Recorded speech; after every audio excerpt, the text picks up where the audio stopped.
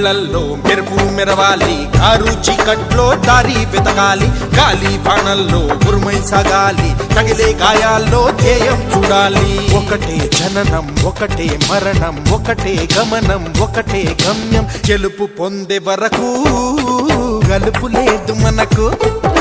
బ్రతుకు అంటే గెలుపు, గెలుపు కొరకే బ్రతుకు.